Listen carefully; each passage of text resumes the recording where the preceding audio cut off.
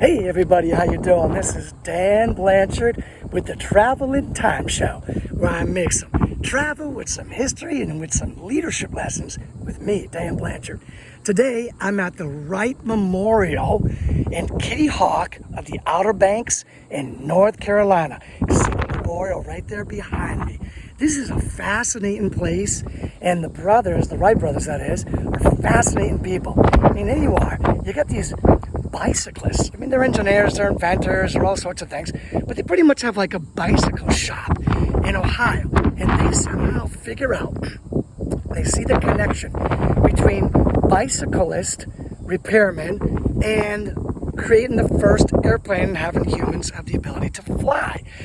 They also realize that this place that I'm standing on right here, Kitty Hawk, is a perfect place. There's lots of wind, which you might be able to hear in the background. It's very isolated. There was about maybe 60 people living there at the time that would actually help them, like bring the plane back up and help them with what they were doing. And there's sand all over the place around here, which when they crash, not if they're going to crash, but when they crash, will give them a softer landing. Okay, so this is where they're going to do it.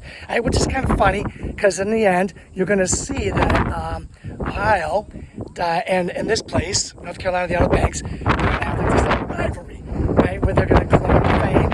And Ohio is going to become the birthplace of aviation, where the Wright brothers are born, and even when Neil Armstrong was born. And here, the Outer Banks of North Carolina, is going to be called First in Flight. Okay, so now, what happened here? The Wright brothers put together their thoughts. Their thoughts were, listen, everybody seems to be working on the wings and the motor, but what's really important is the steering. It's the most difficult part and the most important part, but not really anybody was working on it. They were all working, like I said, the wings and the motor. So the brothers got busy on this. They started flying kites. And then after flying kites, they did thousands of trials on gliders. They studied the birds. How did the birds move their wings, right? Could you, like a bike, could you lean into it? They were thinking about all these things that nobody else was thinking of, and they were the foremost experts on it. There was nobody in the world knew more or had experimented more on this, right? When they found out that the rules, the mathematical formula, the mathematical rules for airlift that had been accepted for at least 50 years, they thought it might be wrong. They created their own air tunnel where they proved the accepted math wrong and came up with new math, the airlift, which was huge, okay? But even in 1901, one of the brothers said to the other brother, hey, I think humans may still be 50 years away from flying. I mean, it was that daunting. The people around them were dying.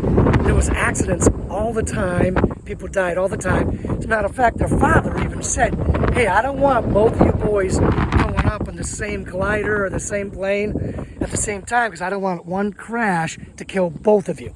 So you're not allowed to go up together. I mean, could you imagine if you keep doing this? Imagine the money they were spending to do this, right? And the time they were spending to do this. And in 1901, they're still 50 years away, and they're the foremost experts of this, right?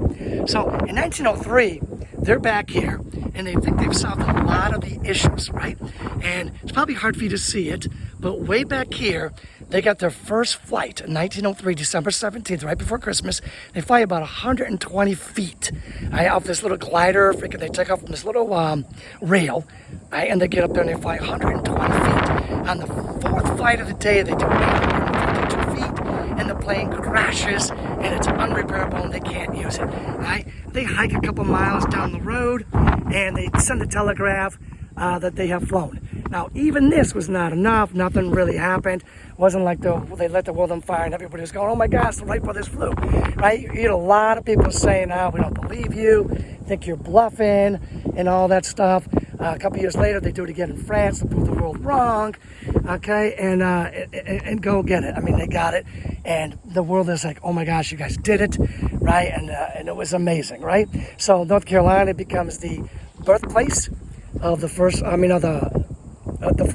flight, and Ohio becomes the birthplace of aviation. Okay, so now what's the leadership lesson here? Well, I would say the leadership lesson here is dream with a lot of grit. Okay, these guys dreamt that it was possible, it could be done. And they didn't go about it how everybody else was going about it. They went about it different ways. Thought about how bicycles could be in there, how birds could be in there, right? And they spent a lot of money and a lot of time. People were dying around them. They were crashing their kites, crashing their gliders, crashing their airplanes, breaking their ribs, damaging their faces, damaging the planes. And it went on and on and on and on and on and on. But with enough grit, right, and enough, let's say, what do we know? What do we got right? What's the next step, right? With that sort of keep trying, keep learning, keep trying, you know what I'm saying? They eventually became the first to fly. And I think that's the leadership lesson here. All right, that's dream with lots of grit, and keep trying. What went right, and what's the next step? All right, and keep trying and trying. All right, that's what went right here, and that's the leadership lesson here. All right, so again, this is Dan Blanchard, the Travel in Time Show. Hope you enjoyed it, where I mix travel with history, with leadership. I'm not sure where I'll be at the next episode, but wherever it will be good. All right, thanks for your time, and I'll catch up with you again real soon. Take care now.